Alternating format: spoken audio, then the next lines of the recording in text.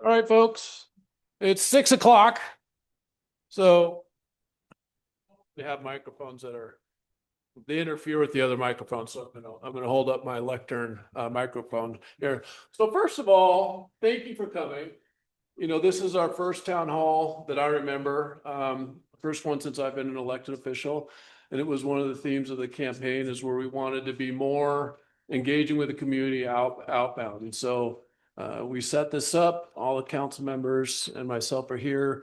And I just want to thank you for coming. And so it's just great to see that the community is engaged, especially in a small town like Garden City. So it's great to see you. So thank you. And I hope at some point I get to meet you all personally. I know the council members would appreciate that as well. So don't be afraid to stop us if you ever see us and introduce yourself. So I want to kind of go over, why we're doing this and kind of some ground rules. And so first of all, we're doing it because I mentioned we just want to engage the community, hear your ideas, your thoughts, and things that we want to do. And we really want this to be positive. So, when I was talking about town halls with some of the other mayors, some of them had good experiences and some of them had bad experiences where people would come up in some cases and just complain and gripe. And really, that's not the kind of vibe that we want to have. We want to be able to just have an open discussion with you, ask questions. If you have feedback, if you have a problem that you want to talk about, just mention it to us. We'd also appreciate if you have any ideas for solutions. That was one thing that we'd love to hear. We can't think of everything. So if you have an issue that you see and you think there might be a solution that might work, please share that, because obviously we can't think of everything, and we'd love to hear, because sometimes people come up with some great ideas on ways to solve problems. And so we really want to hear that as well.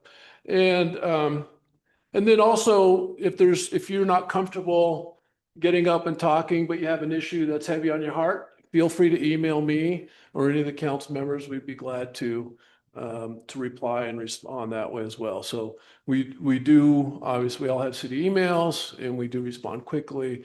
And if you have questions, we would be happy to answer that way as well. So, okay, so a few ground rules. So we're here really to talk about Garden City. And so we want to know what thoughts and things you have about Garden City. We're not here to talk about Boise or any of the other cities in the Treasure Valley or national politics or anything like that, because the five of us can't control any of that. And we really are more interested in hearing what you have about this great town of ours. The other thing that we have to make sure we don't talk about are any land use issues. So we cannot speak about any applications that are pending. So if you have a question, for instance, about the Boise Bible College or any other development, we cannot talk about it here tonight.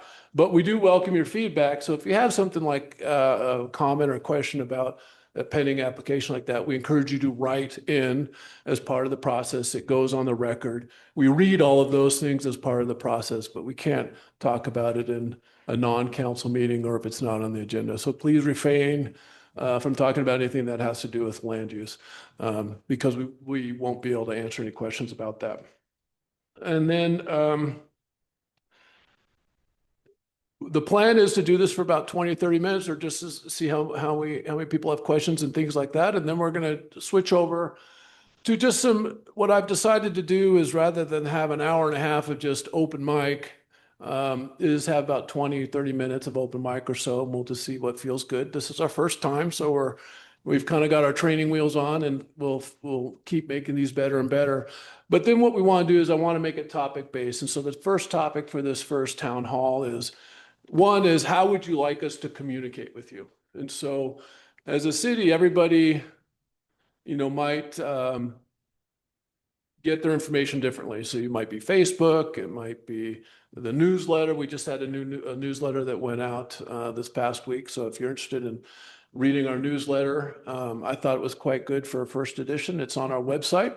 So please check that out. And you can subscribe to the newsletter.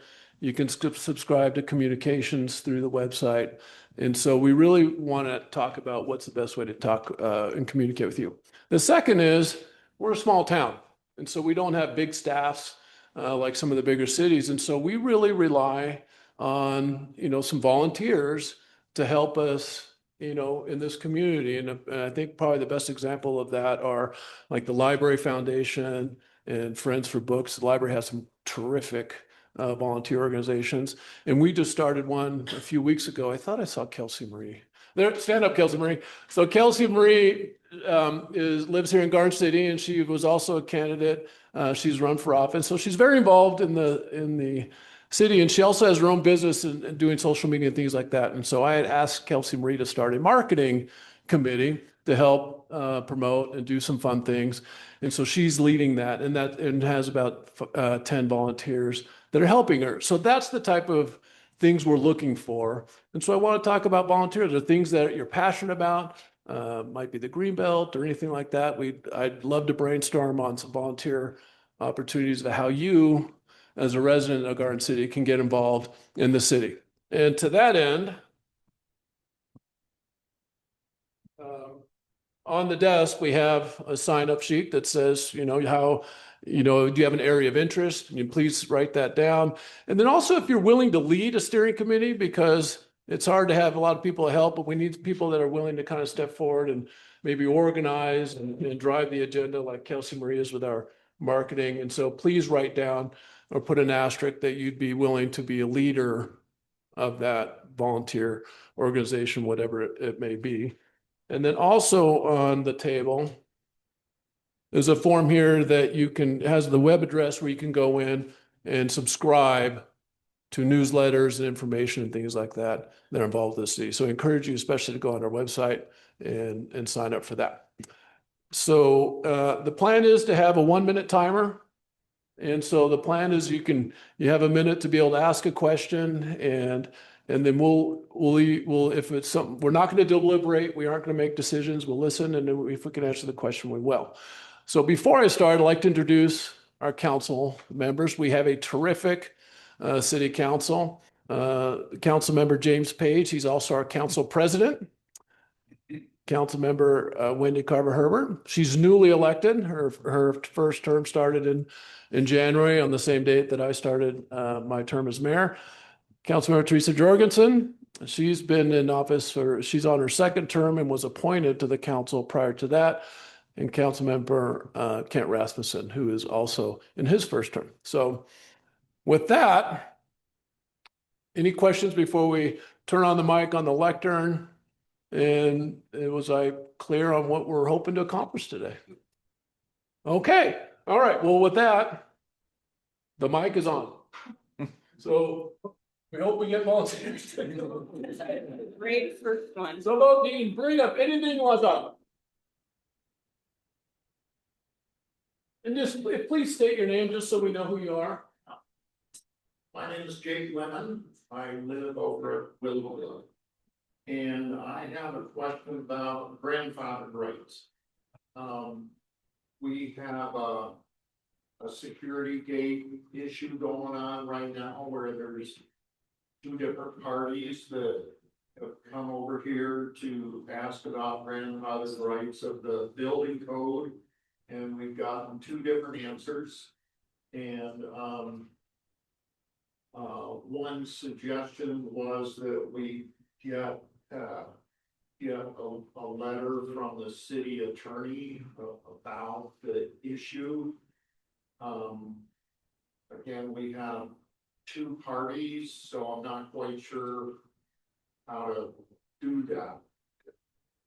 So the best answer I have to that is, I don't know. And so we'll have to ask, and I don't think any of the council members probably know the answer to that either. So we'll, council member Carver's taking notes, we'll write that down and ask. If it's a civil issue, the city does not get involved in civil issues between 2 parties. And so only if there's a nexus to the city would we be able to have any information on that, but we'll research that for you. Well, there is a civil case involving this, but a central part of this part of it is an interpretation of grandfather's rights that the city administers. So we need help in this civil case. In this case, All right, I'll certainly ask. To be honest, I just don't know the answer to your question. Okay. So, but thank you. Good question. Thank you. Thank you.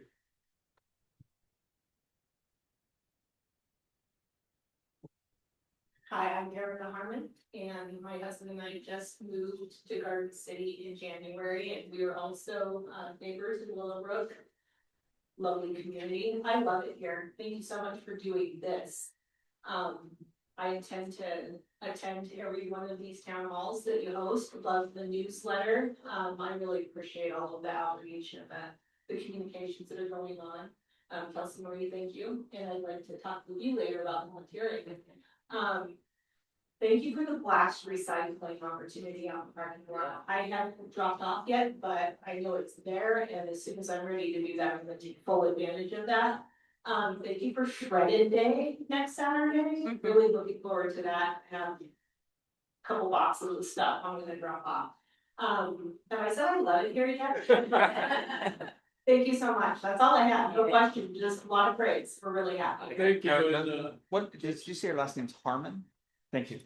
so I do gotta give credit where credit's due. The glass recycling is really here because of Council President James Page. So he initiated that, so I'm gonna give him all the credit. Appreciate the enthusiasm. I will say that the praise really goes to our partners, Republic Services, who not only said yes, but how fast can we get it done? It was yes, yes, yes. Where do we put the container? There's no cost to the city, no cost to the taxpayer. So really, I mean, sure. I was the spirit tip from the city, but Republic Service is the hero here. Thank you. Margie. So I'm gonna follow what she said too, but I'm not here. I've been here over 40 years. I mean, I go back to Garbage City and before it was gentrified, so I love this again, truly do. It's a very special place, and thank you so much for all you're doing and for giving this opportunity. But I do have a couple of questions or concerns. One is, there's a lot of Willowbrookians here. That were You're closest. yes, and it's sometimes the noise can be really bad. The fairgrounds, they have things going on and we hear it when the fair is going, no problem. Sometimes Revolution, Snoop was here, we could hear that, and that's fine. Sometimes over at Hawk Stadium, when they have the concerts there, it's loud, but there's been a couple of times when we go outside, we can't even have a conversation. And those concerts, sometimes they are all day affairs. So I don't know if it's the positions of the speakers or what, but it is pretty much unbearable when they're having one of their big events. Not every time, but often. Okay, so that's a concern. Another concern is the change in city code you're in the midst of. This is apparently a very long, arduous process and I don't mean code zoning. To change zoning is not easy. And it's kind of unnerving to think of what can be going on before it becomes the final product, what developments can come in under that. And I'm wondering if there's any way where you can put some sort of a moratorium until we actually get a zoning code that would suit the different areas. Moratorium on Building. building. Until you say, okay, now here's what we have, and this is what you're gonna come under, because I know if they apply now, they get, it's kind of like whatever it is, that's what they get to be grandfathered into. And it seems like there's some areas that are big concerns, and if there is a way we could hold up on development. Thank you. I will address the Hawk Stadium. So Hawk Stadium is obviously owned by the Ada County and the Ada County Fairgrounds. And so I think, we hear about, they have some ordinances themselves. I think they have the time limit of when concerts can go. So I think a lot of that feedback, we'll give to the Ada County Commissioners and talk to them, but I think they follow their code pretty religiously as well. But they hear that feedback a lot too, I'm sure. In terms of the zoning, it's in process. That's not probably something I can really address, but thank you for your comments, Marky. Lou. Thank you. Number one, thank you for doing this in my years in Garden City. This is my first. Couple of things so to get to the point. Nestled by the river. So I walked the ring belt of the east end of town, over there by Lincoln Ways is the sign nestled by the river. It's in our stationery. So I think that's a recognition. That's one of our great assets. What draws us here. So the protection of the river and the protection of the greenbelt should be reflected in the priorities and the goals of the city, and it should be communicated as such. If it's buried in the comprehensive plan that I it's there, it's not just coming out at you. So obviously that means safety, but it also means really looking at the ecology. Part of that ecology is to not have a 16-story building on the river. That is, I think, when we look at what it took to get the greenbelt in Boise and look at the business community that created that, and I've given you a copy of the history, I've a copy of the history at home. There are setbacks in Boise that we don't come up to our 20-story buildings right on the greenbelt. That's a mistake of our values and our vision, and I think a missed economic opportunity, because this is the goose that lays the golden egg. That's what makes Garden City so special. So, and you have a great opportunity to prove this in the next specific area plan for the HCHU, which then gets us to an incredible opportunity of 20 acres in the heart of Garden City that our best thoughts forward, knowing it's going to be developed, knowing there's going to be higher density, but how can that be elegant density? How are our values protected? So that's going to be an interesting enterprise to see how that is negotiated with a specific area plan. Last thing, we've had in the United States one of the hottest marches on record, and we've had one of the hottest years on record. Whether or not somebody believes in what the causes of climate change are, our climate is changing. And if we want a livable city, we're inevitably forced to face the fact that our traffic, not all to our cause, but we cause some of it as we develop along Adams and other arterials. That if we have to have people get out, get public transportation, get out on a bike or walk, we need a tree canopy. We really need a strong city ordinance about how trees are protected, and that when you require me, as I built a 2.5-inch caliber tree on my property, and now it's this big and it's taller than my house because it got 5 hours of water every Sunday coming off of irrigation. We have trees planted and then they die. And I don't know what the follow-up of the city is. You checked off on my application, tree was planted. And I don't know if that's when the city disappears.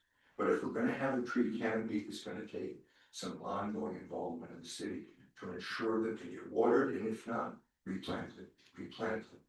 Great, thank you, Lou. Just a couple of thoughts on that. So, yes, I think everybody here on council, certainly myself, treat the greenbelt as our probably greatest assets. And so, one thing when I'm talking about Garden City, I like to, I don't know if bragging is the right word, but I like to bring up that Garden City is the only city that on the greenbelt system where everybody in the city is within walking distance of the greenbelt.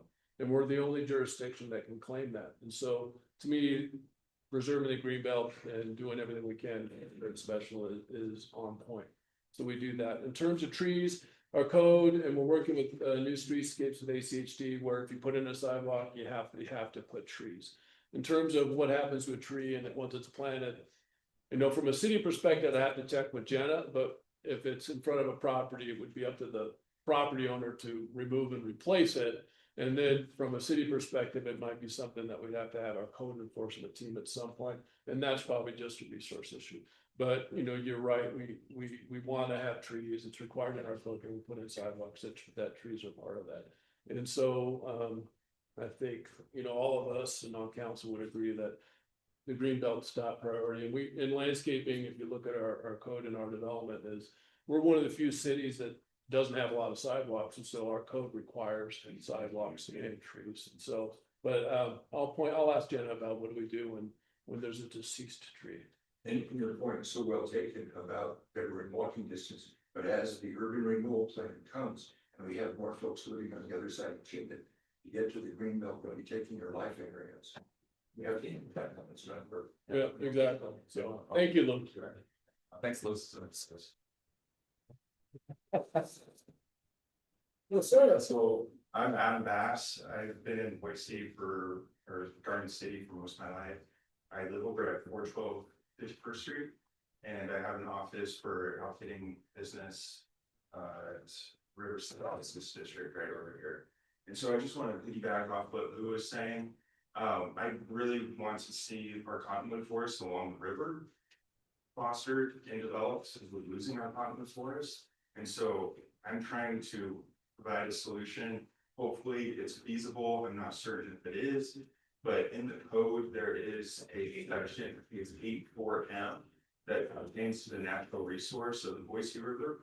And so what I'm asking is to add a section to that that's related to refuges along the Boise River. And then that would allow the city council to declare certain areas refuges, and that could protect trees, and it could try to foster our environment, not only just the trees. And I would imagine that that would probably be up to the 70-foot setback is all that you guys would have authority for.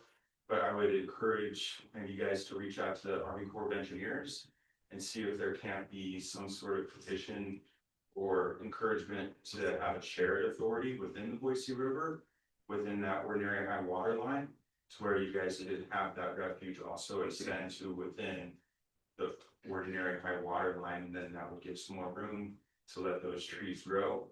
There's some particular areas that I've seen some juvenile cottonwoods, about like 5 foot, 6 foot tall. So they're not quite to that maturity stage, and it would be great to get some sort of protection on those. Just even, I mean, it's difficult to protect because, like you're saying, you have to have code enforcement and that sort of thing, but just to have some sort of designation to that area, maybe a sign or something like that can help out. But that's my general recommendation. Adam, how would you define a refuge? Can you have in your mind, what does that mean? So in the code, I would imagine that that would mean just a protection where in order for any sort of like work to be done within that section, it would have to go through city council. Gotcha. Okay. So I don't know if that's a variance process or what. Adam, I have a question too. The cottonwoods are particularly vulnerable. I think we've all seen that. If for those people who've lived in Garden City for any amount of time, you've probably replaced a cottonwood in your yard.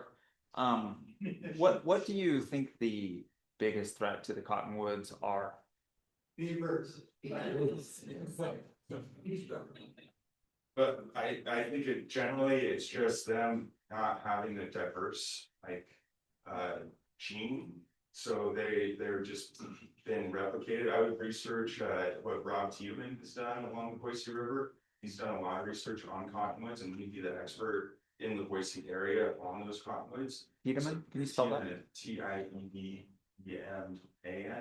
There's an article in 2009 of them discussing how they've lost their genetic complexity, and so they're really weak trees now. So any way we can start getting them to mate, not just replicate themselves, you know? So that's probably the biggest thing. Beavers, but then you start putting chicken cages around them, and then those chicken cages start to constrict the trees if you don't remove. Yeah, they So call just- them. Yeah, just putting a chicken cage out doesn't necessarily do tree good. It does initially. Well, thank you. I And appreciate I it. just have one more question, Yeah. Adam, because Adam, I know you were involved in the Boise River Enhancement Network for a number of years. I know they have been actively involved in doing some seedling replanting and things like that. Would that be something that they would also could be engaged in, do you think? Yeah, for sure. I imagine like they would be great liaisons and consultants to refer to with that. And Rob Tiedemann is the president. Thank you. Thank you. Thank you. Awesome. Sorry, Rob, just a minute. sorry, I have a question. Come on back up. Adam. Are you particularly concerned about cottonwoods, or are you simply interested in river and trees that do well along the river? Yes, the willows is just as good too, so, but the cottonwood, it is a natural cottonwood forest, but there's also plenty of willow trees and. That are native here also, so that would be a great destination too. I've recently taken guests out on rafts and noticed this year of all the trees that have been removed from flood control district 10. So maybe like engaging with them and coordinating with them on some of these areas too would probably be necessary. I know that jurisdictions are just layered when it comes to the Boise River, but that's for a reason. And so that we make good decisions about the river. And so I would just encourage the city to try to lean into that layered process so that they can become more involved into it, and then we can be continue to be nestled about it, I guess. Any other questions? No. Thank you, Adam. Thank you very much.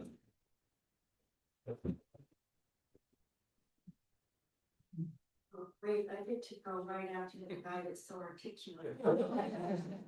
It's quite all right.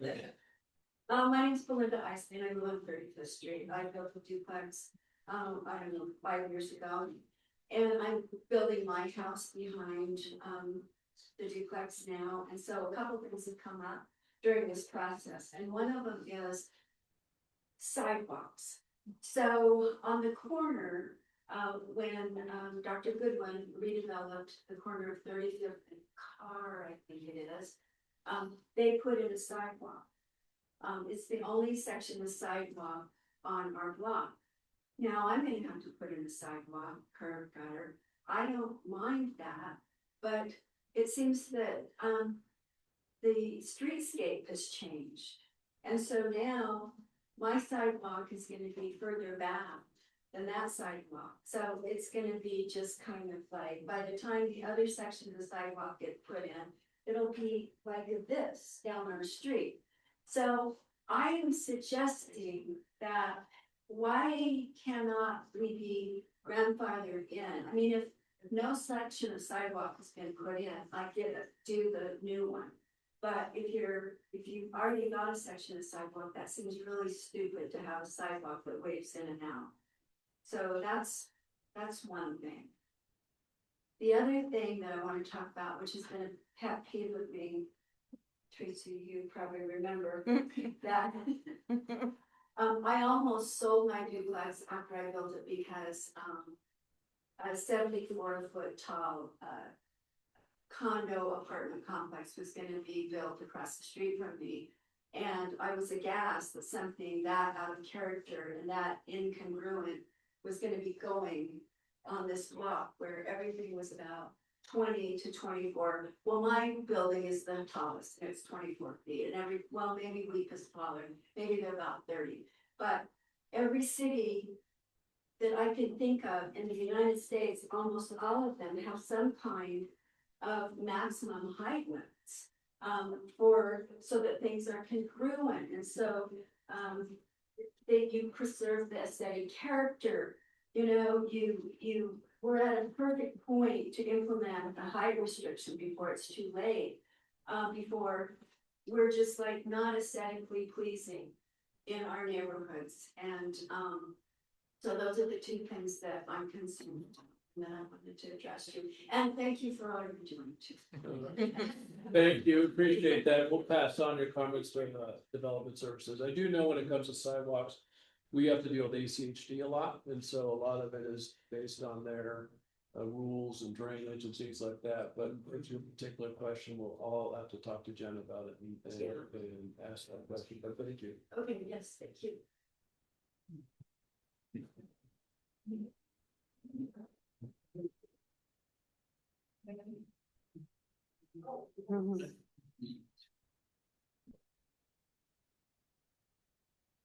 Good evening, I'm Jean Jackson Hine, 8550 West Atwater Drive, Garden City.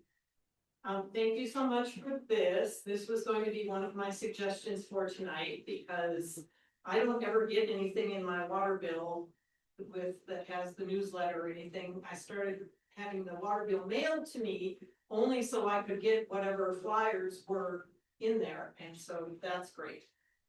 I'm wondering if we could change our fall leaf pickup to a little bit later in the season It seems like it comes about 2 weeks before the leaves fall off the trees. I'm wondering if we could get, a spring cleanup, extra garbage pickup. I haven't heard if Garden City's going to do that like the other cities do. I'm wondering, I believe I read somewhere that there's going to be a sidewalk put on, along the empty lot on the north of the Glenwood Bridge. And I hope that can get done soon. I'm wondering if we could talk about, putting some kind of walking bridge across Glenwood, alongside the, driving bridge or cantilevered off of that. I encourage you sincerely, and this piggybacks on what a couple of other people have said. The RM zoning ordinance passed nearly a year ago, and the rezones have not been done yet. And I strongly beg, implore, beseech you to get those done before we have any more applications that come in that have to be grandfathered under the old zoning, which addresses what a couple of other people have said. Last but not least, and I will start by saying, and thank you so much for having this opportunity tonight. I live on a green belt. And it is appalling how many people are on their e-bikes with a throttle that are like their motorcycles.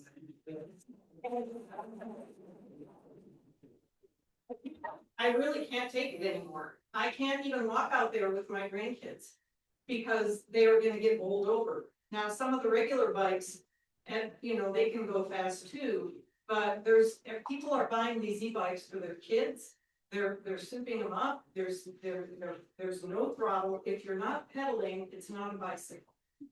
And we have signs everywhere that say no motorized vehicles, yet there are motorized vehicles all over the place. And to that, I would add the scooters and the skateboards with the big wheel in the middle that they control with their phone. People are not very respectful. A few are, but not many. And I think we have a really great opportunity here now that the big wide greenbelt has been done behind the park. I just think we're gonna get a lot more people coming down by us. And I know it can be done because it's done on the north side of the river where we said no bikes. And a chicane got put up on both ends and there's no bikes. And that was enforced without any problems. So I feel like there's a way to enforce the motorized vehicles on the greenbelt, and I would sure like to see that. And I know I'm not alone. Some of my neighbors out here tonight, but I'm sitting out in my backyard and you can hear them coming. And they're just zipping down there. They're literally going 35 to 40 miles an hour, and I'm not exaggerating. My former next door neighbor was knocked down and injured by an e-bike. The guy didn't even slow down. And I don't know if it's gonna take a serious death or traumatic brain injury or what, but something needs to be done.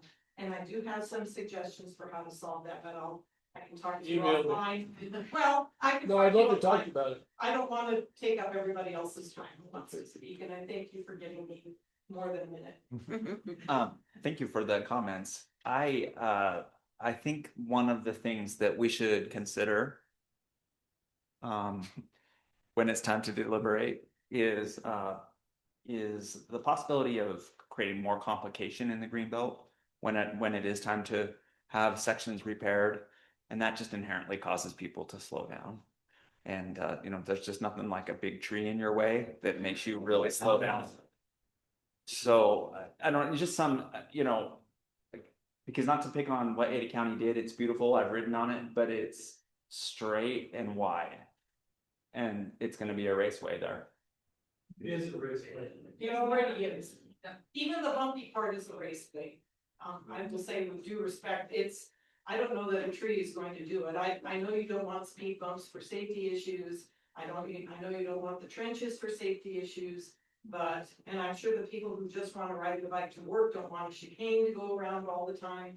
But I think with some signage and some notification that says we are not going to have this anymore. And frankly, I wish you could go away with that contract for the line bikes and the scooters too, because they get left all over the place of their litter and they're ugly. And it just encourages people to drive them down where I don't think they should be. So. Well, thank you. So, just a couple feedback. So the bridge, the sidewalk that you're talking about that goes past Glenwood is gonna connect into Riverside Drive. I believe is scheduled for 2028. So it just got pushed back a little bit. I think they had some design issues. So that is scheduled. It's on the map, and I think by 2028, that'll be a big safety relief there. In terms of, we probably one of the most frequent feedback we get is speeds on the greenbelt and things like that. And so we are looking at, so the Lime, we're looking at Lime where we work with, we've told Lime that their scooters can only go so fast. And so we have the ability to contract with them to say, you know, we don't want your scooters to go more than 50 miles an hour, and they can govern those down. And so that's one area where we've restricted their speeds. In terms of leaving them, if we don't have a contract, they'll still be left all over the green belt. So I think that's, you know, something to note. And then finally, so safety on the green belt was one of my things that was very important. So we are going to get some new signage. So your segue was perfect. So I brought a sign that we're going to be putting up here along the green belt. And part of the issues that I had with the green belt is the signs are very difficult to read. So these are, you'll start seeing these. We're going to post these in Garden City. And so this is what we're gonna have in terms of signage. And so from my perspective is the best way to kind of combat green belts is through promoting good citizenship. You know, and so I think if you're gonna talk to the police department, you know, 90% of people use the green belt and are respectful, 10% don't. And one of the things that I want to do is kind of a public service agreement or, you know, advertisement, I guess, where we're going to explain to the public what is allowed on the green belt and what isn't. And so, for instance, an e-motorcycle that could go 35, 40 miles, they're not allowed on the green belt. And so we want to really promote that citizenship and just educate parents, because most of the kids, most of the people riding those e-motorcycles are, from what I've seen, are teenagers. And so we want to let, hey, parents, you know, these aren't allowed. And so, because we can't, it's very difficult to enforce. We can't have a high-speed chase on the greenbelt with our bikes, right? So really, in my opinion, it's what can we do as a city and as leadership to really just promote good citizenship on the greenbelt and coordinate with Ada County and the other jurisdictions to really try to do that. And I think in the future, if we have the ability to fund just patrols, you know, more, not to chase people down, but more educational and please slow down with some of our officers. You know, we'll certainly try to do that if funding allows, but great suggestions. But you know, what concrete steps we're taking is new signage and just really trying to promote good citizenship and again, great suggestions. And I'll look forward to hearing from you in terms of what your other ideas are. Thank you. Thank you.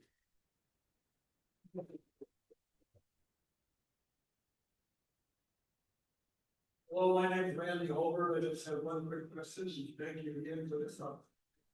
I'm wondering if there's any consideration ever been given to developing additional parking there for the fishing pond. That little parking lot that's there is inadequate. So, you know, so many people using the greenbelt, and then traffic spills over the next floor over on the Strawberry Lane. And the fishermen jump the curb now to get in there, and it's not safe for them pulling in and out of that area directly onto Glenwood, which they do now.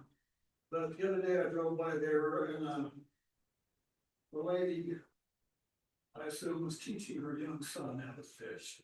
And it just warmed my heart to see that happen. And it's a wonderful little facility, and zoning or land use, whatever, may not allow that to be developed where they all park now. But just something maybe for consideration. Well, thank you. Yeah, the property that you're talking about is private property, and so the city does not own that property. You know, where people park their cars, and so, you know, so that's the challenge we have there, is that the city doesn't own that property, and so it's something we could try to talk to the landowner about, you know, to see what they can do. But good suggestion. Thank you.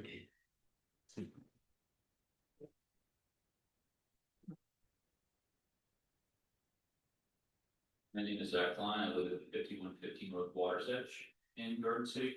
And so, I guess just two questions. One, yesterday I was running with Rebel on the north side, kind of going west, towards that red bridge. And for whatever reason, there are two speedboats that were going on that. I'm pretty sure I don't think. Four. Yeah. And they weren't police boats, and I think they were heading back east, I assume, to go back to Eagle, where they could pull out or whatever. That's one instance, but I think just a growing concern of mine is that as there is gonna be continuing population growth in the area with the soccer stuff and the new park and everything. I'm curious more about enforcement of laws, because I don't think I've ever seen really anyone on that stretch of the Greenbelt, or many stretches of the Greenbelt, that actually have been enforcing laws to make sure that people are following, just good citizen guidelines. So we did pass an ordinance where motorboats are not allowed on the river. In terms of, I've never seen one, so you're the first person I've talked to that's actually seen it. I'd be interested to know what they look like, because I've only seen, emergency services, and so. But we do have an ordinance where they're not allowed, and so you're not allowed to have a speedboat. So I think those are things that I'll talk to our city attorney and law enforcement, that, because I imagine if you're seeing them on our stretch, so is Boise, so is Eagle. And so is Ada County, so we'll have to just kind of coordinate to see how you enforce that. I think the only way to enforce it is meet them where they put out. And so, because they gotta be putting it somewhere, and there's only a few places along the river where you can probably legitimately put into the water. And so I think, it'll be interesting to talk to the law enforcement, see if maybe that's how we, police that. But good suggestion. So I guess the second question, so I've worked at HB for 11 years, 12 years at this point. We all kind of know what's happening like HB Boise, and knowing Garden City, loving Garden City like everyone here. I was wondering if you guys got any job openings.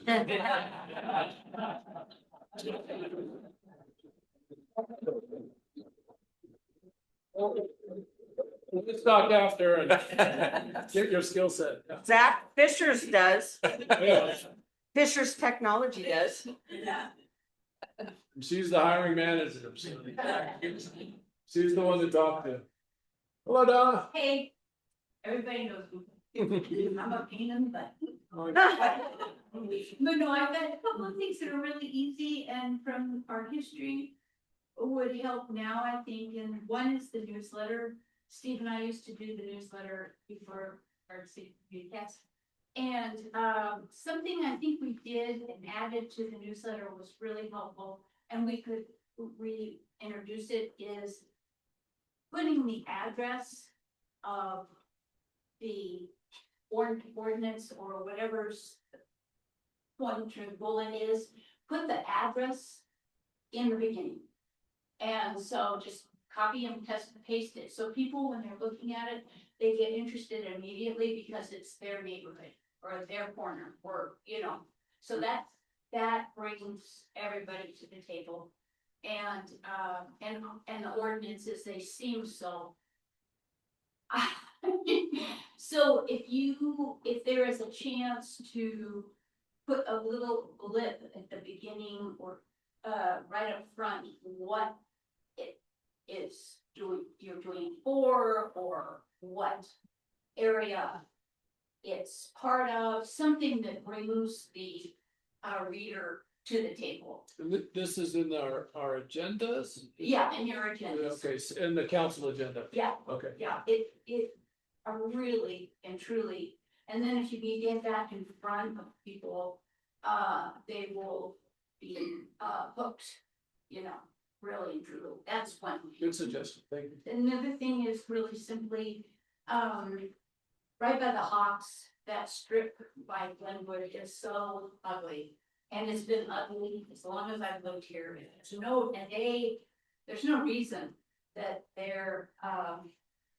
can't help with that in some way, because it's just makes Garden City, Glenwood look trashy. So, and that should be simple enough, because it's nice for the fairgrounds and it just gets ugly. So there's that. This is by the pond, Donna, you're talking about? No, it's, right in where the Hawks stadium is? Right on that, between the Hawk Stadium and Glenwood. It's what? The parking area is on the inside, but then there's a strip still, and it's just a matter of grass, I mean, or trees or something. But I just never knew why it wasn't addressed, because. That's, we'll mention that Data County. Yeah, That's. oh, good, and, yeah, and, the other thing, it probably you would assume that I was gonna bring up at some point, is, animal cruelty ordinance, and in Garden City, and I've talked to a lot of people, and listening to everybody here, and understanding even more so what kind of populace we have in Garden City. It makes me, more determined to get people out of Garden City, or at least curb them that would have animal cruelty as some people they would be interested in. And I think as I've talked to people, I've found that getting it to be a state, doing it on a state level is very complicated because of the large farms and ranches that are corporate. They don't want any controls at all. And I think it would be a great opportunity for Garden City to be a leader in our community among the whole valley. If we could enhance our penalties for animal cruelty, because a lot of it goes on in Garden City. A lot of animals are dumped in Garden City, and I've been told that city isn't even able to have a felony. Right. That's good to know. Every time I get a little piece of information like that, it helps me. But something we could do is enhance our penalty for the misdemeanor and have a stricter minimum penalty, so that no one can get off, And another thing is just enhance the possibility of more time in jail or more financial burden on the person. We just have to. We don't want people to be part of a community that's otherwise so civil. It just doesn't fit. So I was hoping if anybody wants to talk about it, I would love to get together with them. We could get together with Humane Society, and we could come up with some really substantial changes that could be a real shining star in the community. We would be first, It's very special to be that person. Thank you, Don. Donna. Question for you. Donna. So just for clarity, are you looking for community volunteers to get involved in this effort? Are you?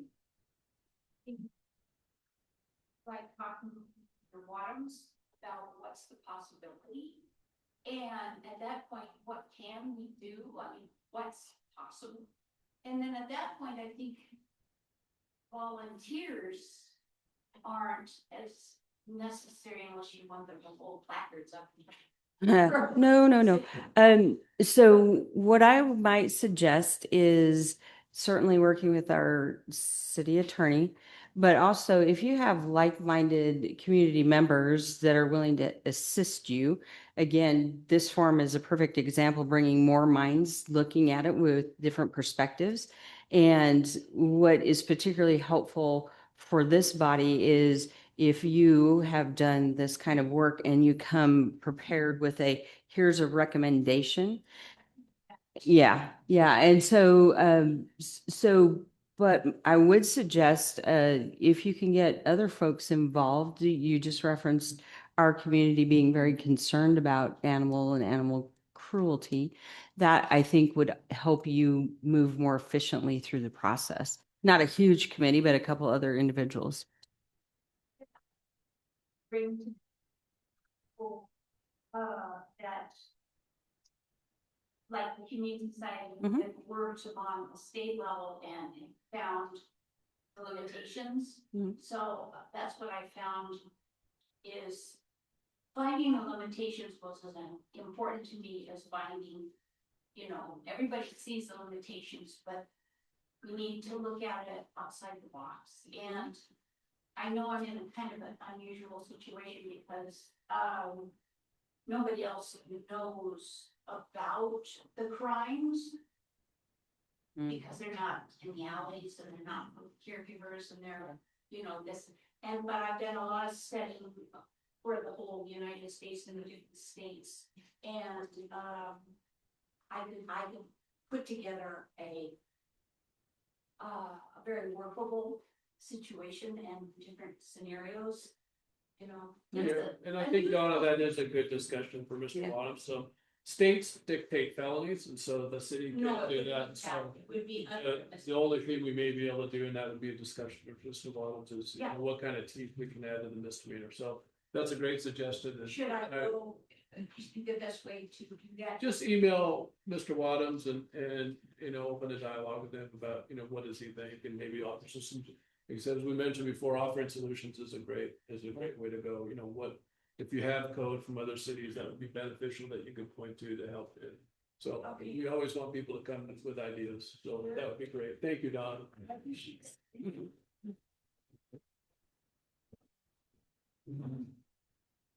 Hi, I'm Judy Roseberry, and I live in the Mill Street neighborhood. And I've just been, really upset with the, Idaho legislature and the way they have reached out to small cities, all cities, large and small. But we're a small city and they're telling us that we can't do certain things that we might want to do, such as fly a flag that they haven't approved of. So we're stuck with that legislation. But I really love what the city of Boise did to kind of spit in their eye about that. And I would just be tickled if the city of Garden City, being as inclusive and friendly and welcoming as it is, that maybe we might consider some sort of a gesture to let the community at large know that everybody is welcome here. And I don't know how much it would cost to wrap our flagpole. I reached out to a couple of the Boise City Council members that might know, but they didn't get back to me in time for tonight's meeting. So imagine there'd be some money involved, but I'm thinking something with rainbow colors or something with the everyone is welcome here to display somewhere around City Hall, just as a sign that, yeah, we did it. Yeah.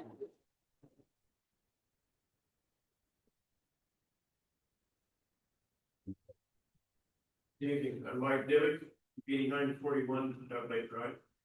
Been here about 26 years. I've had quite a bit of experience with the drain ditches. I managed the drain district number 4 that goes right through the city here, as also the district manager for the flood district from here to Caldwell. So instead of questions and problems I'm going to give you, I'm offered some solutions, hopefully. Yeah. So with the trees, University of Idaho did a pretty good study with the black versus white cottonwoods and where they survive. We were looking at where we could put them to populate the areas for flood control purposes.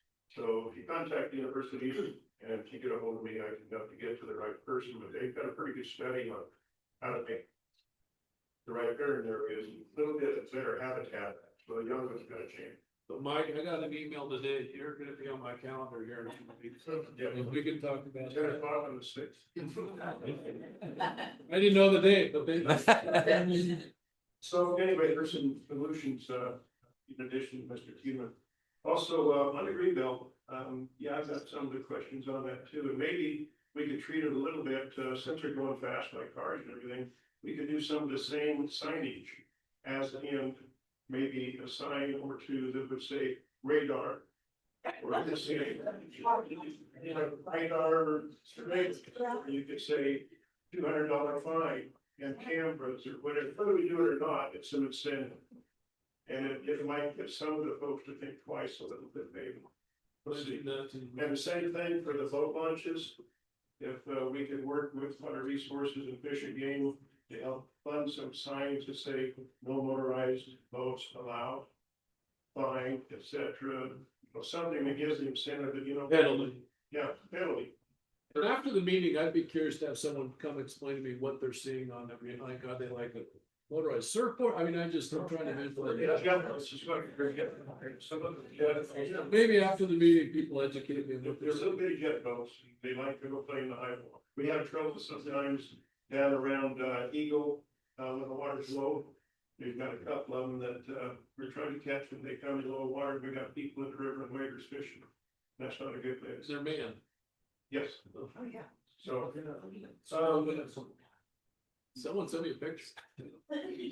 so those are just a couple of things on your web news. If you kind of tell us what's going on with some of these issues, like if there's anything that's developing and about to come out, like for enforcement on the green belt or something like that, it'd be pretty cool to get kind of some feedback on that. And lastly, I'll say, I live along the drain ditch. It's been converted to ponds down in here. If you could talk to your landscape people and ask them not to throw the debris into the ditch or the ponds. It is a drain and it ends up floating around. We got to clean our ponds. So just ask them to haul it away like they're being paid to do.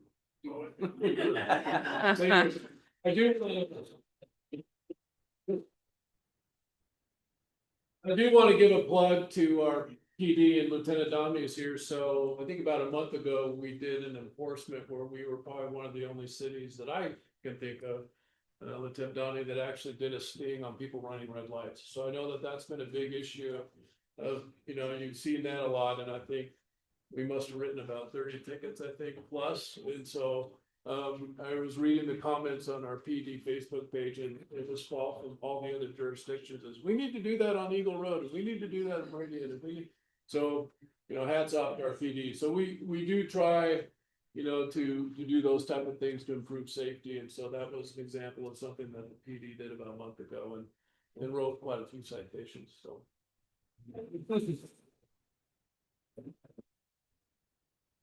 My name is Wyatt Ing, and I live at 5574 North Cattail Way. I have a couple of questions or maybe concerns. Number one is the intersection of Glenwood and Riverside Village. I don't know who controls, I don't know if it's a private property matter or a city matter, but the watering of the little bit of grass in the middle there. But the whole summer when that's going, there's a puddle right there, and it just destroys the asphalt, and it makes that a safer fight to ride through there. And two, get your car wet, you just washed it, so. Just the clock. Yeah, so I don't know who to ask to see if they can control that weather a little bit better than they have in the last 8 years other than. Let's find out. And then secondly, is there a schedule when the sweeping goes to the neighborhood? Because that seems to be random sometimes. So ACHD does, so people in Ada County, this is the only county in the entire country is managed by its own district. And so the Ada County Highway District manages all roads in Ada County, except for state highways, which is managed by the Idaho Department of Transportation. So they would do the sweeping. I don't know, we'll have to look. I do not know if they post a schedule on which streets they're happening. It seems like in our neighborhood, they came by. So well, the thing is, I'd have to we had a ask. schedule, we can move the car or something so they can sweep it in front of the house instead of when they see a car, they just bypass your whole house almost. I'll ask Director Ryan. He and I are get along real well, so I'll ask if they have a schedule. And I guess it wouldn't surprise me if they don't, but I'll check for you. All right, thanks. Well, we'll make this our last question. Longer term, the base 613 West Run Way. All right. I'm actually one of the water purveyors for Meadow Creek subdivision. Make sure we get our share of water, which can be difficult at times.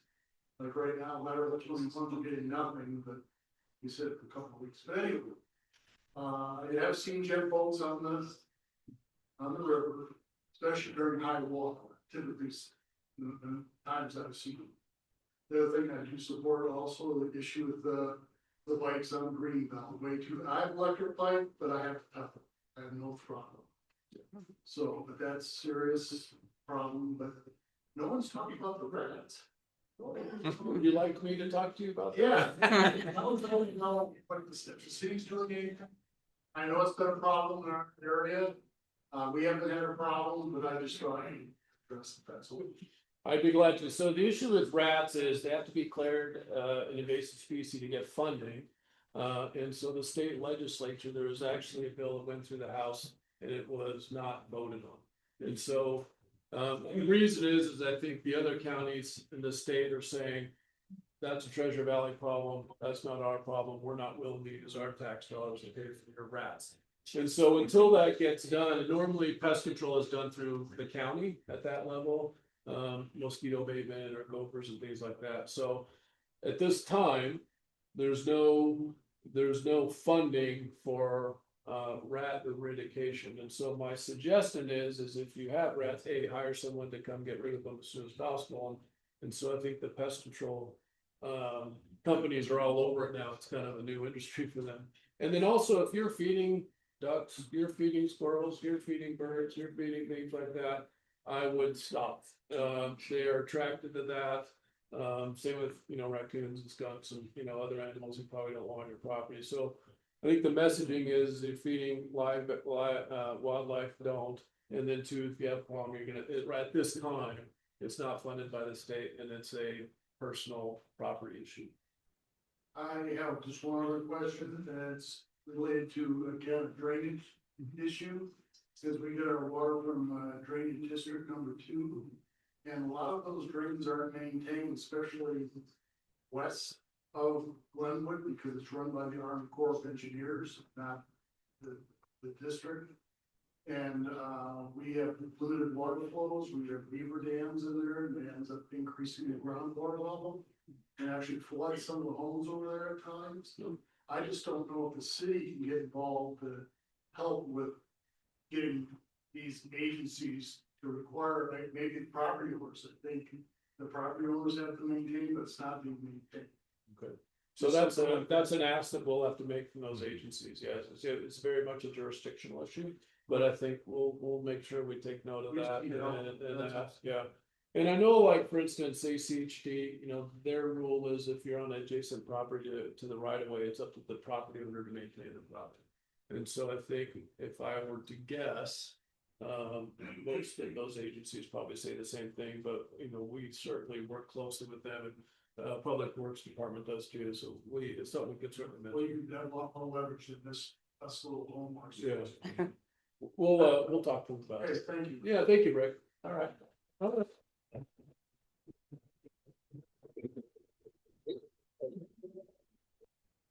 All right, you're last, man. Okay, I don't want to take her. No, you're good. I'm here in Weiss. I live at 8615 West Atwater Drive.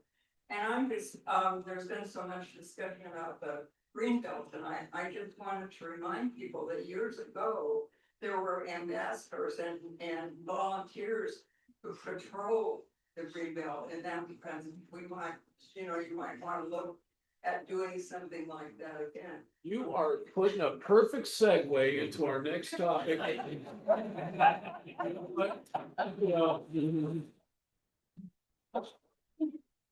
didn't plan that, by the way. So let's we'll stop with the public comment. Did everybody hear me okay, or do I need the mic? Do you hear me, or I need the mic? Do I need it for recording? All right. Okay. They need to record me.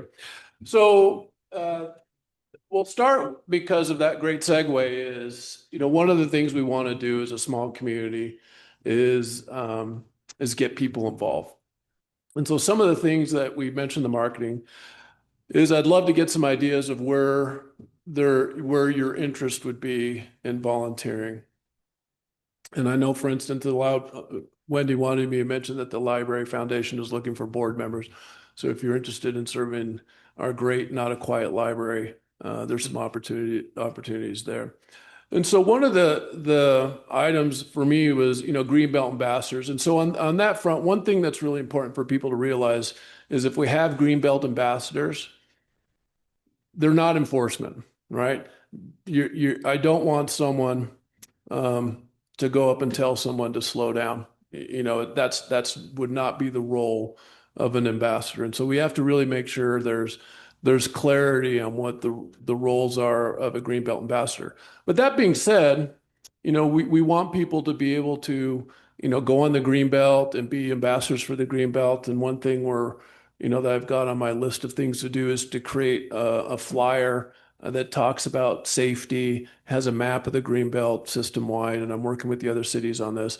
So that if we have Greenbelt ambassadors, they're walking on the Greenbelts, we get them a T-shirt and ask me a question about the Greenbelt and hand out, some of these flyers and things like that to really educate it. And it kind of goes to my point of it's very difficult to enforce things on the Greenbelt, but good citizenship goes a long way with the signage, with Greenbelt ambassadors and things like that. So if you're interested in that, we have these forms. Write down that as one of your interests of being a Greenbelt ambassador. And I think it'd be great. We have people from all over the city, and if we have people that live on the East End, they can kind of cover sections of it at the where they live. It might even be as simple as on a Saturday we put up a tent and we have we have flyers and things like that where people come by and they stop and we do that versus it gets harder when you're asked because it's very tempting if you're a Greenbelt ambassador to yell at somebody for going too fast. And the last thing we want is confrontation or even a physical altercation. So what I would prefer is to have some of these, like pit stops where people can go and just educate people. So, that's an idea of a volunteer. So that's one suggestion there. So if that's one of your interests, write it on your list. And again, if you're interested in help spearheading that, mark that you'd like to help lead that effort. Other things we have Greenbelt cleanup when it comes to the Greenbelt, and so I think the city we don't want people using chainsaws and things like that, but there might be an effort to just pick up trash and things like that, where we have volunteers that go and help clean up the Greenbelt, and then the city would come by afterwards and pick up or help participate, in the cleanup of the Greenbelt. So that might be another volunteer opportunity. We have some other great volunteers like the pollinator garden, those type of things, which a lot of people volunteer with. Is in my office. I look down on that every day and it's awesome. And so we want to have suggestions and not just what the mayor wants to have done in my list, but I'd love, you guys have such great ideas on ways you might be able to engage the city. And how would you like to volunteer for Garden City? So I would love to hear some suggestions. If anybody wants to come up to the mic and throw something out there that they're passionate about. We know Donna's passionate about cats and she's always looking for, people to help her organization in terms of donations and foods and things like that. But anything else that people would like to volunteer for? Volunteer for, there's the reading plan, which is great. And there's not many people know about it, but we have a Garden City clinic down on, what is that? Genesis. It's there's really, if you start to go west, go down those streets, you're going to find, and the Boys and Girls Club, that's huge. And so our whole city is full of volunteer if you want to find it. right. And of course, the library is our favorite. So Yeah, so we're and I'm looking for volunteers for things that not only do we have these great nonprofits, and there's a lot of great nonprofits in our city that people, the Assistance League of Boise, and we've got Helping Hands, and we've got Giraffe Lab. I mean, I could go on. The Learning Lab, Genesis, lots and lots. And so, but I'd also be interested to know, if we do something like the city, like we have with the marketing, department, we've had Greenbelt ambassadors as an idea. Are there others that people might be interested in participating in? I'd love it. Yeah, just. Excuse me? Opportunity Yeah, I mean, yes, we're taking notes and, you know, what my plan with the newsletter is, it's a volunteer driven, newsletter. And so it'll probably come out either every other month or quarterly is what our plan is. And then we can gather enough content. Our great marketing team is putting together stories and things like that for it. So if we have a good list, yes, we'll say volunteer here, and our website, we can have signups and things like that. Yes, sir. Thanks for having this, and we really appreciate like everybody says, the energy you're bringing and your council's bringing to Great Garden City. We live on River Beach Lane on the Greenbelt. I was thinking about volunteering for the ambassador, but my wife said I can't. No, you're not. Yeah, you're not allowed to do that. Yeah. I almost got in a fight between got my ass kicked. Somebody had told to slow down. You just made my point. Yeah. 20-year-old. But one other thing that I will volunteer for, and maybe the Greenbelt safety also, is when we walk down the Greenbelt, there's all these down trees and stuff that just don't look good, you know.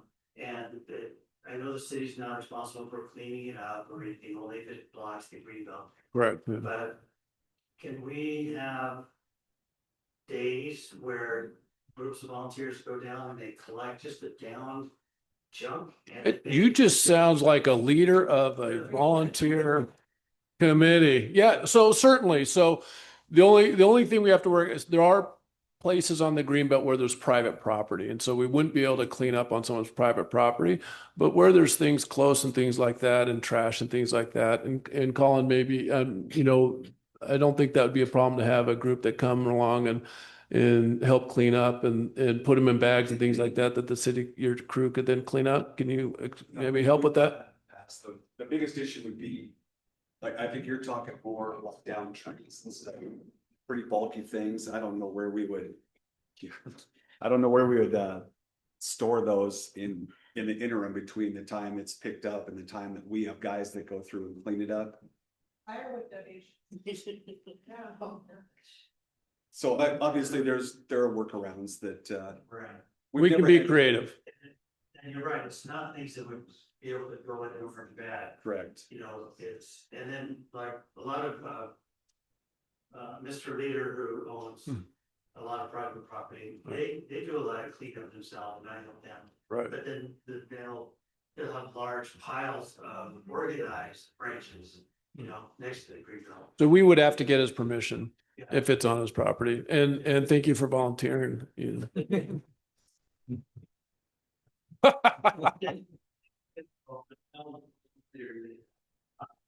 Thing would be difficult is, you know, we just have people walking down, you can only carry so many things. Right, well, I think to the street, to somebody's trash can, but if we could pile it up and then maybe have a city truck sometime organized where we could load it into the truck and then. or it might even be something where we have city right along right next to you at the time, right? And just as we pick it up, we put it in there. So those are things we work with Colin, and Colin is our director of public works, does a fantastic job of maintaining all of our parks, as well as your sewer lines, as well as your water lines. And so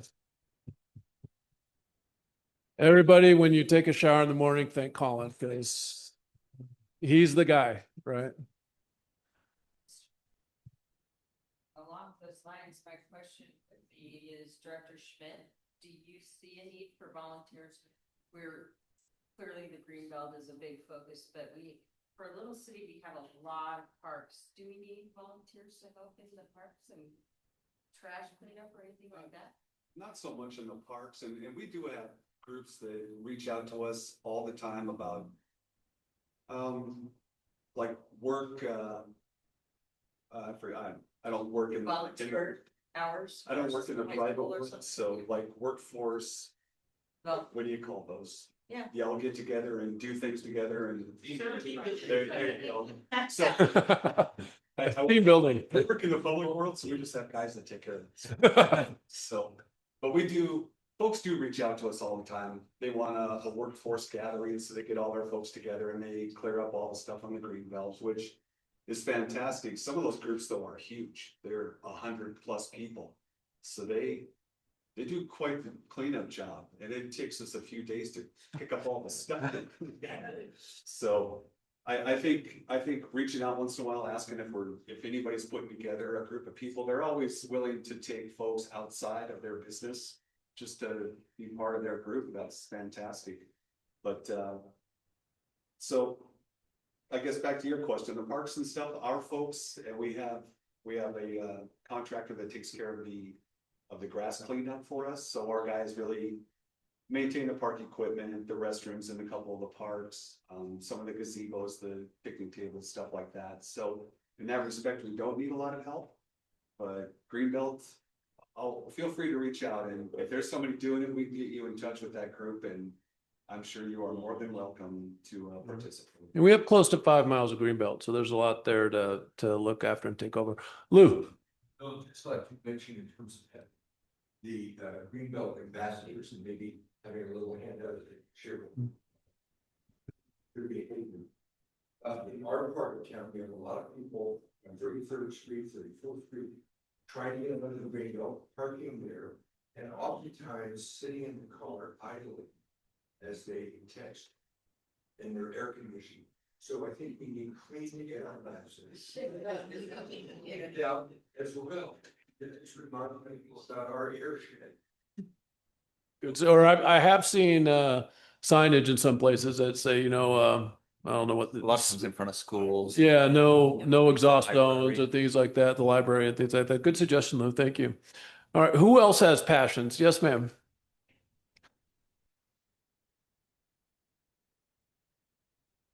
Yeah, Lieutenant Domney.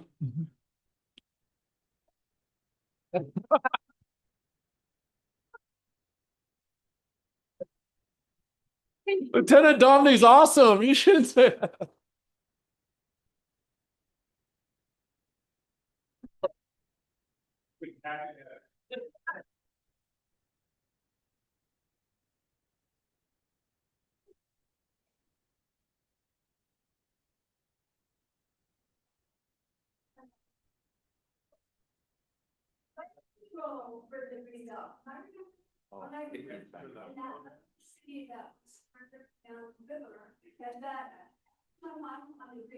I saw a flight patrol guy, and it's like, it has made me very responsible.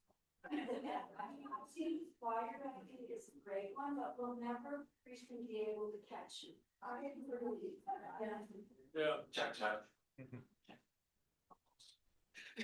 I think that goes to my point earlier. If we get funding and things like that, it's really a funding issue. And if anybody follows the legislature, all cities are on a very tight budget. And so paying attention about what your legislature does is important. So I would just going to put that plug right there. But I think occasionally we do have a patrol here and there. I think if we were able to work on a funding mechanism, we would make it, and we are working on that. We would make it more frequent. So. Yes, sir. Just one addition to what she said. My name's Ron Sandy, and we live right across the street in Rivers Place. Oh, okay. And we were walking on the Greenbelt yesterday. I won't repeat what everybody else said about motorcycles, not bicycles, motorcycles on the Greenbelt, and the rude experiences we saw with a lot of people on the Greenbelt on Sunday.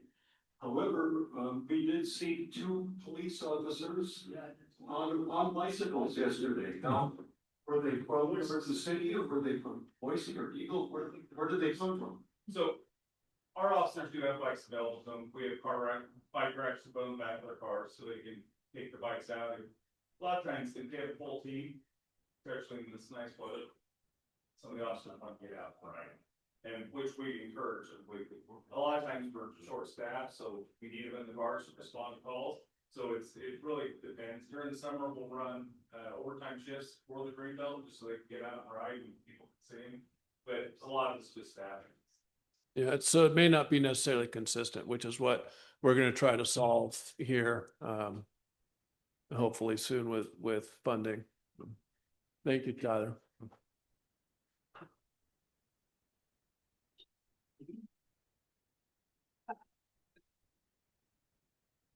Just a real quick comment. I'm sorry that I was late, so it could have been mentioned. I doubt it.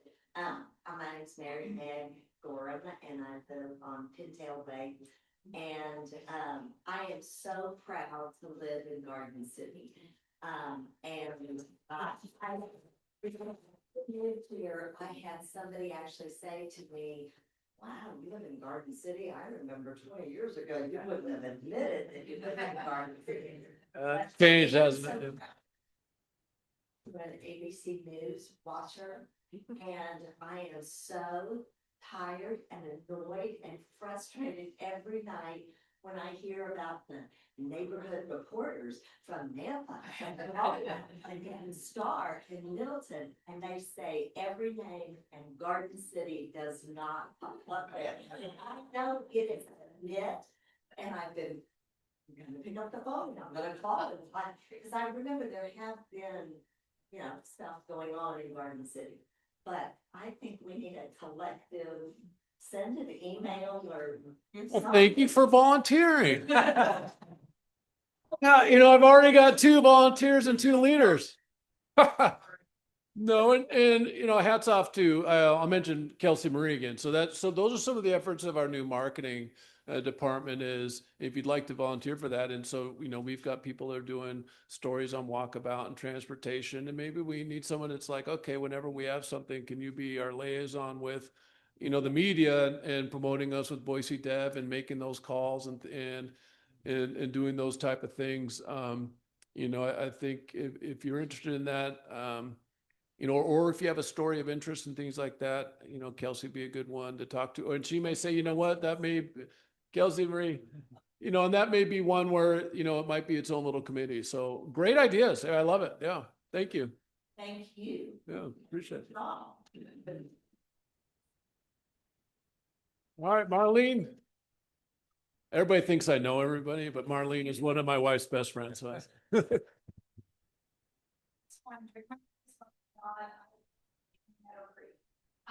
was wondering if there was any way on the website you guys could add a tab or something about events that are happening in Garden City? Because a lot of times I find out after the event, and so I just thought it'd be nice to, that might be a communications thing over there, but somehow just so that we know, whether it's on your calendar in a different color or whatever, but yeah. thank you. You know, these segues are just like perfect, right? So that's that'll lead into our last topic before we wrap up here in a few minutes. And how do you want us to communicate with you? And I think Lisa, I got to give credit to Lisa as well. She spearheaded our new website. So if you remember what our old website was like, and you've gone to our new website, they're remarkably different, and the new website is remarkably better. And we are able to post things like the newsletter, you know, and, you know, I had a tribute to Rick Hogaboom there. And so I think, you know, we will work with the marketing committee about a calendar events. Our newsletter, if you click on our newsletter, it's there. It has in our newsletter, there's upcoming events. And I'll put a plug in for one is AC Boise, you know, they have their home schedule. And thanks to Councilmember Jorgensen, there's a shuttle that you can take to go to those games, and it stops by local businesses, and it's a great way to ride to get to the game. And if you haven't been to one of those games, they're fantastic. And then also on May 30th, everybody knows Garden City for our wine and craft beverage industry. We've got about 7 wineries, 7 breweries of kombucha and all those type of things. And so on May 30th, we are going to have a craft beverage festival at the boardwalk right there from 12 to 5. And so I think we're going to anticipate a lot of people. There's going to be local artists that are going to be there, music, food, the whole 9 yards. It's going to be really cool. And it's really going to be highlighting the craft beverage that is Garden City. So that's another upcoming events. And again, that's in the newsletter. And Lisa, maybe we can talk tomorrow about maybe having a separate tab just for that. So any other volunteer ideas, ma'am? Maybe there's more of like between the Garden City Visitors Bureau, because I was on that for like a year. And where they're posting all the events. And then, anyway, so. Yeah, so we do have a visitors bureau.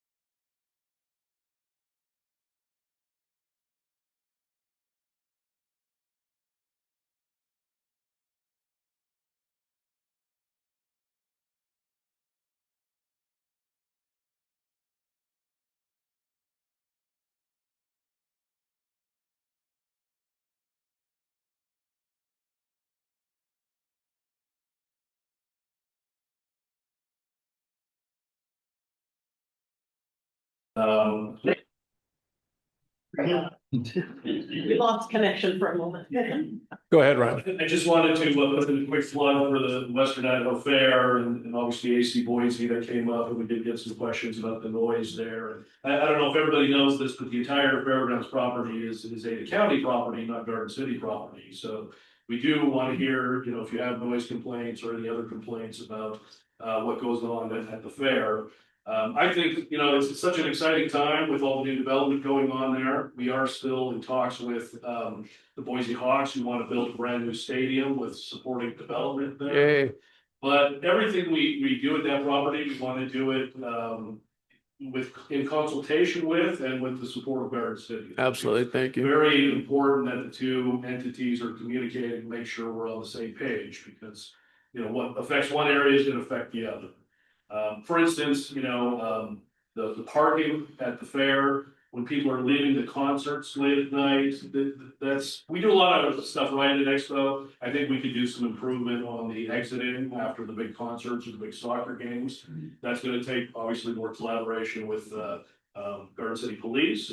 And we also have a brand new fair director. So I think it's a great opportunity for the fairgrounds and Garden City to, have a fresh start, new ideas, collaboration on how we can effectively manage the two areas together. Okay, thank you. And then I do want to give Ada County another big positive plug is they are building a 50-acre park right down by AC Boise, right on the Greenbelt. And it is going to be fantastic. It's a world-class park. Thank you to the commissioners for getting that done. October this year, I think I heard. Can you elaborate on the? We cut the ribbon and everybody's invited to come out and celebrate with us. So yeah, it's fantastic. So, and we do work very closely with Ada County. We have to, we're literally neighbors. And so just things like AC Boise and what they're doing with that park really enhances Garden City. We benefit from that. And then just working with us in terms of things like the fair and traffic and things like that. So we appreciate the partnership. Thank you. Okay, so I heard we've got Greenbelt ambassadors. We've got ambassadors for the city. We've got ambassadors to potentially help with weed control and things like that. The what? Yeah, yeah.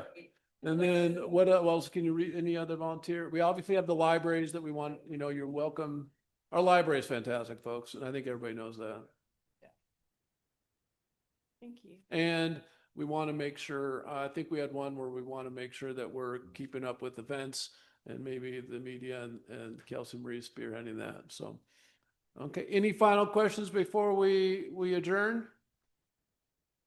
Oh, yes. Reminder. And if we have, again, if there's something you're passionate about, and we didn't talk about it, we've got these forms. Take it with you. You can always bring it back to the city and drop it off at the front desk with Claudine. Our website, Lisa, correct me if wrong, go to our website and you can click on a tab and why don't you give everybody a little tips on navigating our website and signing up? Here we go, a demo.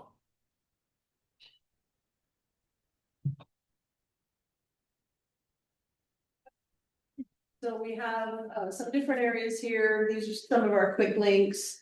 And then our latest news and notices will always appear here. You can click more because it keeps moving them down the page. And then our events, and we'll take a look at what we can do there. And then subscribe. So you can subscribe to, there's a couple of different places. If we go here, subscribe to updates, you can put in your name, address, email. You can get notified by cell phone to get text notifications. You can get notice every time we make updates to these sections, you'll get a notice. So if we add something to the council agenda or the Planning and Zoning Commission, and then our news and notice area. And so that's what we have on there right now. Again, we can always develop more as we get suggestions, but. And I promise you, we will not sell your data. Yeah. So it is only for Garden City notifications. And so when we want to communicate with you, this is probably the best way to do it. Correct, Lisa? Yes, and then there's places where if you wanted to submit a comment, it comes to our customer service.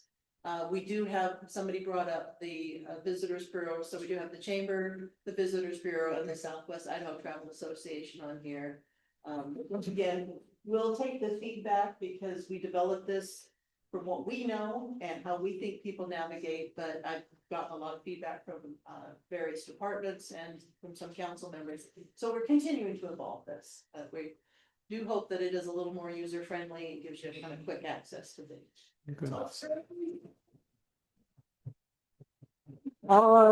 Well, thank you, folks. On a final note, thank you for coming. This is our first one. I thought it went really well. If you have suggestions on how you'd like to see this be better, please let us know.